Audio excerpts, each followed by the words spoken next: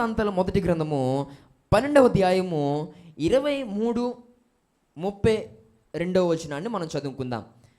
దినవృత్తాంతాల మొదటి గ్రంథము 12వ అధ్యాయము 23వ వచనాన్ని మొదట చదువుకుందాం. యెహోవా నోటి మాట ప్రకారము సౌలు యొక్క రాజ్యమును దావీదు తట్టు త్రిప్పవలనన్న ప్రయత్నముతో చాలు. 32వ వచనం. ఇస్సాకారీయులలో సమయోచిత జ్ఞానము కలిగి ఇశ్రాయేలీయులు చేయదగినదేదో దాన్ని నెరిగి ఉన్న అధిపతులు 200. వీరి గోత్రపు వారందరూ వీరి ఆజ్ఞకు బద్ధులై ఉండేరి. ఇస్సాకారీయులు విజయం పొందడానికి గల ప్రప్రథమైనటువంటి కారణం ఏంటంటే ఇస్సాకారీయులు సమయోచిత జ్ఞానము కలిగిన వారు. మొట్టమొదటి మాట, ఇస్సాకారీయులు ఎవరు అని అంటే సమయోచిత జ్ఞానము కలిగిన వారు అని మనం చదువుకున్నటువంటి వాక్య భాగంలో వారి విషయమే ఒక మంచి సాక్ష్యాన్ని మనం చూస్తూ ఉన్నాం. దేవునికి స్తోత్రం కలుగును గాక. ఈ దినము ఈ మాటలు వింటున్న నా ప్రియ సహోదరి సహోదరుడ సంగమా, మనమందరము కూడా ఎలాగూ మనము జీవించాలి అని అంటే సమయోచిత జ్ఞానము కలిగి మనం ఏం చేయాలి? జీవించాలి.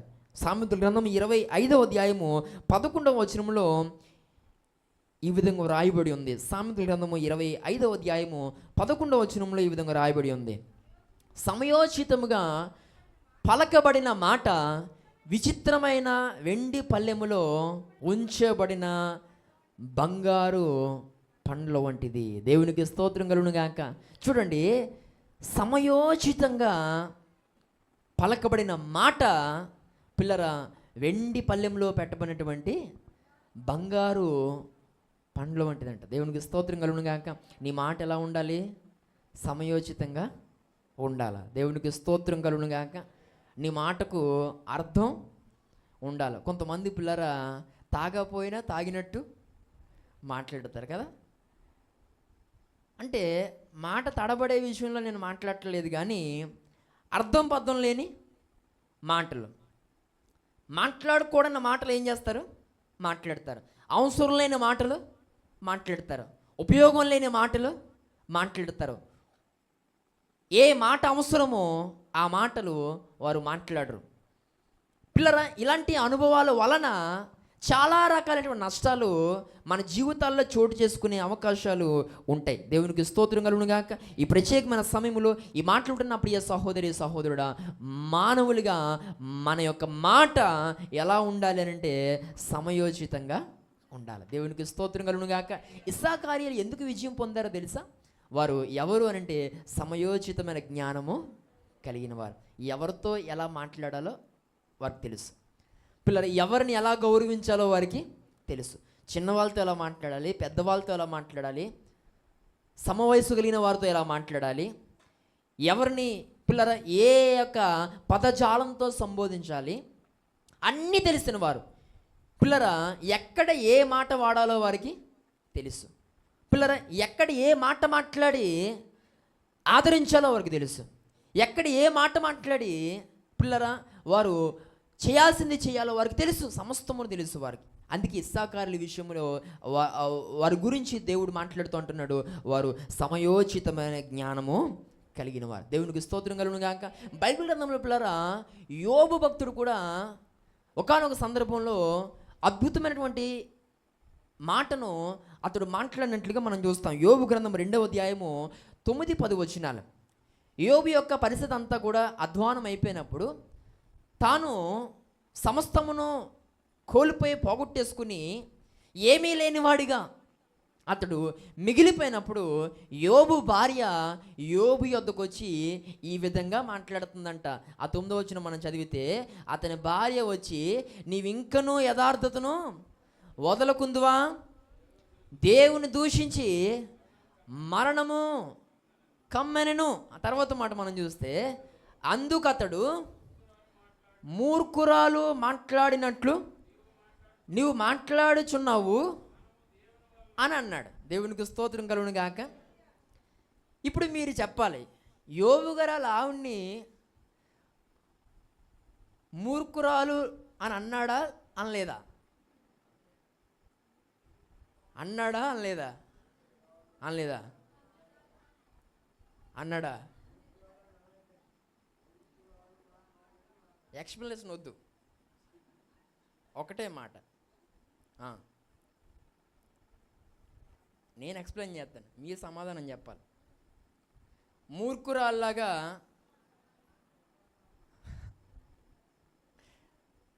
అన్నాడా అనలేదా? అన్నాడా అనలేదా? అదంతా ఎందుకు లేండి, పోను మీరేమంటారు చెప్పండి అంటే నేనేమంటానంటే అన్నాడు కానీ అనలేదు. అలాగైతే మరి మేము చెప్పాం కదండి అనుకుంటారా? గమనించండి పిల్లరా, ఇది ఏ మాట తెలుసా? సమయోచితంగా పలకబడిన మాట. దేవునికి స్తోత్రం కలుగును గాక. మూర్ఖురాలా అని అన్నాడా అని అంటే అనలేదు. మరి ఆ మాట ఎందుకు అక్కడ ఉంది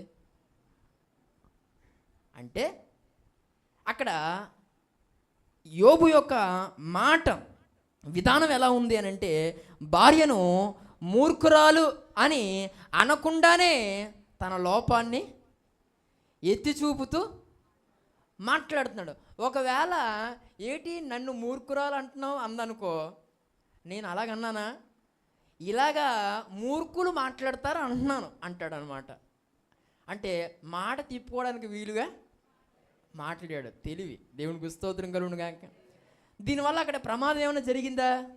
జరగలే. పిల్లరా గమనించాలి, ఈ యొక్క ప్రత్యేకమైన సమయంలో మనుషులుగా మనమును కూడా ఈ విధంగా సమయోచితమైనటువంటి మాటలు మనము మాట్లాడాలి. ఆ సమయంలో మూర్ఖురాలా అనంటే ఆవిడే ఉంది, ఆ మాటకి బాధపడి వెళ్ళిపోయింది అనుకో, ఇంక యోబు గారికి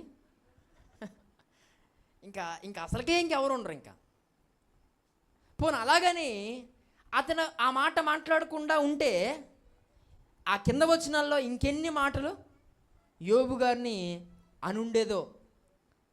పిల్లరా, ఒకటి ఆ సంభాషణ ప్రొలాంగ్ అవ్వకుండా ఆ మాటతో ఆపేశాడు. అలాగని ఆమె లోపాన్ని హెచ్చరించకుండా ఖండించకుండా కూడా వదిలేయలేదు. పిల్లరా ద్వంద్వంగా పిల్లరా అతడు తెలివిగా మాట్లాడినట్లుగా మనం చూస్తున్నాం. దేవునికి స్తోత్రం కలుగును గాక. ఈరోజు ఈయన మాట్లాడుతున్న ప్రియ సహోదరి సహోదరుడా, అంటే ఇక్కడ ఒక మాట మాట్లాడాడు, కానీ ఆ మాట తన భార్యను మాత్రము అనలే, కానీ ఆ మాట వలన కొంచెం వార్నింగ్ స్ట్రాంగ్ అయ్యింది. దేవునికి స్తోత్రం కలుగును గాక.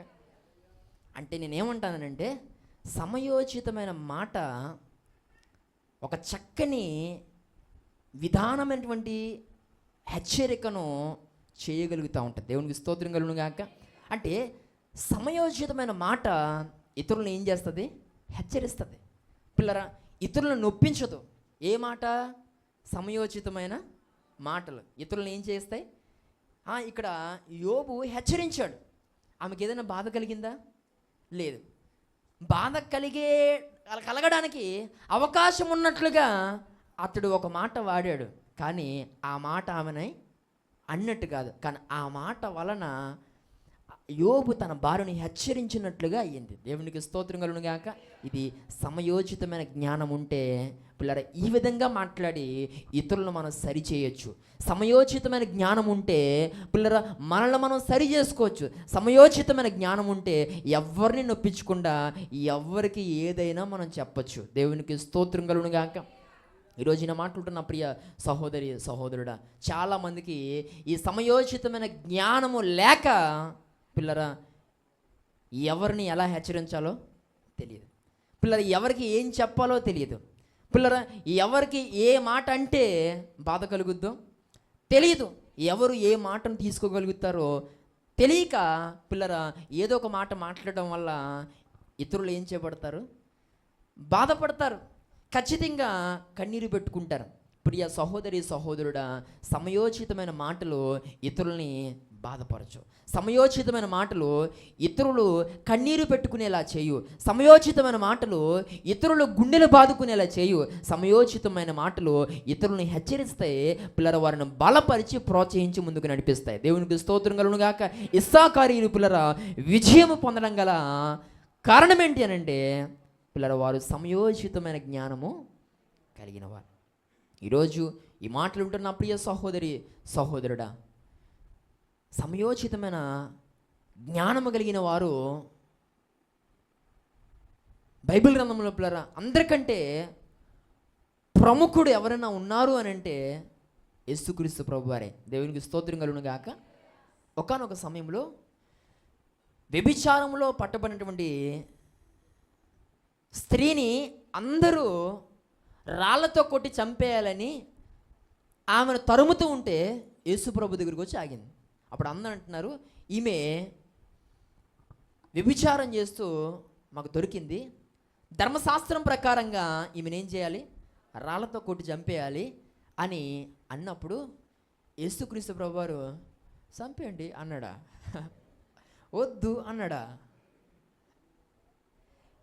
మీలో పాపము లేనివాడు మొదట రాయేయండి అని అన్నాడు. రాళ్ళన్నీ కింద పడ్డాయి. అమ్మా నేను కూడా నీ మీద రాయి వేయను, నువ్వు నీ పాపం క్షమించబడింది, ఇక మరలా నువ్వు పాపం చెయ్యకు అని చెప్పి పంపిస్తాడు. ఇక్కడ యోబు సమయోచితంగా మాట్లాడిన మాట ఒకరిని హెచ్చరించింది. పిల్లరా తనకు జ్ఞానోదయం అయ్యేలా చేసింది. ఇక్కడ సమయోచితంగా యేసుక్రీస్తు ప్రభువారు మాట్లాడినటువంటి మాట ఒక వ్యక్తి యొక్క ప్రాణాన్ని ఏం చేసింది, కాపాడు. దేవునికి స్తోత్రం కలుగును గాక. అంటే సమయోచితమైన మాటలు ఇతరుల్ని హెచ్చరించి వారి జీవితంలో ఒక మంచి మార్పును తీసుకొస్తాయి. నెంబర్ 1. రెండవదిగా సమయోచితమైన మాటలు ఇతరులు ప్రాణాలను ఏం చేస్తాయి, కాపాడతాయి. ఇప్పుడు యేసుక్రీస్తు ప్రభువారు సమయోచితంగా మాట్లాడిన మాట సమరయ ఈ యొక్క స్త్రీ యొక్క వ్యభిచారంలో పట్టబడినటువంటి ఈ స్త్రీ యొక్క ప్రాణాన్ని ఆ మాటలు ఏం చేస్తాయి, కాపాడే. అసలు రూల్ ప్రకారంగా ఆమెను కొట్టి చంపేయాలి, కానీ ఆ సమయోచితమైన మాట పిల్లరా వారిని ఆలోచింపజేసింది. ఆ మాటలు ఈ స్త్రీకి మరలా జీవాన్ని పోసాయి. ఈ ప్రత్యేకమైన సమయంలో ఈ మాట్లాడుతున్న ప్రియ సహోదరి సహోదరుడా, నీకు కూడా ఈ జ్ఞానము కలగాలి అని ప్రభు కోరుతున్నాడు. దేవునికి స్తోత్రం కలుగును గాక. కాబట్టి ప్రతిరోజు దేవుని సన్నిధిలో ప్రార్థించు. ఏమని అని అంటే, దేవా నాకు సమయోచితమైన జ్ఞానము అవసరం. దేవునికి స్తోత్రం కలుగును గాక. దేవా నేను మాట్లాడుతున్నాను కానీ సమయోచితంగా సందర్భానుసారంగా అవసరమైన మాటలు నేను ఎక్కడైనా మాట్లాడగలుగుతున్నానో లేదో నాకు తెలియదు. ఇక నుండి నా మాటను సరిచే ప్రభువా అని సమయోచితమైన మాటలు ఆ జ్ఞానము మనకు కలుగునట్లుగా దేవుని సహాయం కొరకు మనము ప్రార్థించే వారము కావాలి. దేవునికి స్తోత్రం కలుగును గాక. ఈ రోజుల్లో పిల్లరా మనిషి యొక్క మాటలు అస్సలు సరిగా లేవు. ఎక్కడ విన్నా కుదురుగా మాటలు రాని అంటున్నాడు ఎవడో ఒకడు కదా. కారణం ఏంటి అని అంటే అలా మాటలు ఎలా లేవు, సరిగా లేవు. ఈరోజు పిల్లరా నోటి మాటలు, ఎవరి నోటి మాటలు కూడా సరిగా లేవు. పిల్లరా ఇతరుల యొక్క మనోభావాలు దెబ్బతినే విధంగా కొందరు మాట్లాడుతున్నారు. ఇతరుల యొక్క హృదయాలు గాయపడే విధంగా మరికొంతమంది మాట్లాడుతున్నారు. పిల్లరా ఇతరు యొక్క మనోభావాల్ని కించపరిచే విధంగా ఈరోజు కొందరు మాట్లాడుతున్నటువంటి పరిస్థితులు. ఎందుకు అనంటే వారికి తెలియదు ఎక్కడ ఏం మాట్లాడాలో, ఎలా మాట్లాడాలో, ఏ మాట అంటే అవతల వారు తీసుకుంటారో, ఏ మాట అంటే పిల్లరా వారికి బాధ కలుగుద్దో ఈరోజు తెలియకపోవడంతో ఈరోజు అనేకులు పెళ్ళిన పిల్లరా నోటికి ఏ మాట వస్తే ఆ మాట, ఎలా అనాలనిపిస్తే అలా అనేయడం, ఎలా నోరు పారేసుకోవాల్సి వస్తే అలా నోరు పారేసుకోవడం, తర్వాత పిల్లరా వెళ్ళి చేతులు పట్టుకోవడం, ఏ కాళ్ళు అనుకుని నన్ను క్షమించి అంటున్నారండి చాలామంది. ఈరోజు పిల్లరా అలా మాట్లాడమని ఎవడు చెప్పాడు? తర్వాత మరలా ఏమండి కాళ్ళ బేరాలకి వెళ్ళి నేను తప్పు మాట్లాడాను, నేను మాట్లాడిన మాటల్లో తప్పు ఉంటే నన్ను క్షమించు. ఇదంతా కూడా ఎందుకు వచ్చింది అని అంటే, ఆ రోజు ఎలా మాట్లాడాలో నీకు తెలిసి ఉంటే బాగున్నావు. దేవునికి స్తోత్రం కలుగును గాక. ఆ రోజు ఏ మాట అని ఉంటే పిల్లరా బాగుంటుంది అనేది నీకు తెలుసుంటే ఆ మాట అనకపోదు, వాళ్ళని అలాగ బాధ పెట్టకపోదు, వారిని అలా కించపరచకపోదు. ఇప్పుడు తెలిసి వచ్చినప్పుడు మరలా కాళ్ళబేరానికి వెళ్ళి బాధపడేటువంటి పరిస్థితులు. ఈరోజు నేను అంటున్నాను దేవుని సేవకునిగా, సమయోచితమైన జ్ఞానం లేకపోతే ఇలాంటి పరిస్థితులే ఈరోజు మన జీవితంలో చోటు చేసుకునేటువంటి అవకాశాలు ఉంటాయి. దేవునికి స్తోత్రం కలుగును గాక. జాగ్రత్త, నీ నోటు మాటలు నువ్వు చాలా జాగ్రత్తగా కాసుకోవాలి. ఈరోజు షార్ట్ వీడియోలో కూడా నేను అలాంటిదే పెట్టినట్టున్నాను కదా. దేవునికి స్తోత్రం కలుగును గాక.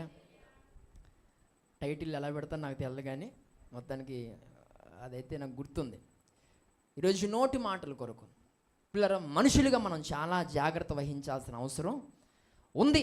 ఈరోజు ఈ మాట్లాడుతున్న ప్రియ సహోదరి సహోదరుడా, ఈ యొక్క నాలుకకు ఎముకలు లేవు కానీ ఎదుటివారి గుండెలను పగలగొట్టే అంత బలమైందట. దేవునికి స్తోత్రం కలుగును గాక. దీనికి ఏం లేదు, ఎముక లేదు, కానీ ఎదుటివారి గుండెలను ఏం చేయగలదు? రెండు మొక్కలు చేయగలదు. అవునా కాదా?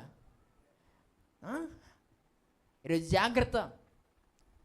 ఈరోజు నీ మాటలు కూడా అంత భయంకరంగా, లేకపోతే ఎదుటివారి యొక్క గుండెలు పగిలే విధంగా అంత బలమైనటువంటి ఎముక కలిగినటువంటి నాలుకగా ఈరోజు నీ నాలుక ఉంటే, ఈరోజు నీ జీవితము అది నీకు ఎంత మాత్రము ఆ అనుభవం నీకు మంచిది కాదు, అది నీకు నష్టమని నేను తెలియజేస్తూ ఈరోజు పిల్లరా మనం మాట్లాడే విధానాన్ని మనం సరి చేసుకోవాలి. దేవునికి స్తోత్రం కలుగును గాక. ఈ రెండు కళ్ళు ఒకే దృశ్యాన్ని చూస్తాయి, ఈ రెండు చెవులు ఒకే శబ్దాన్ని వింటాయి. అంత మాత్రమే కాదు పిల్లరా, ఈ యొక్క రెండు నాసికలు ఒకే వాసనని చూస్తాయి.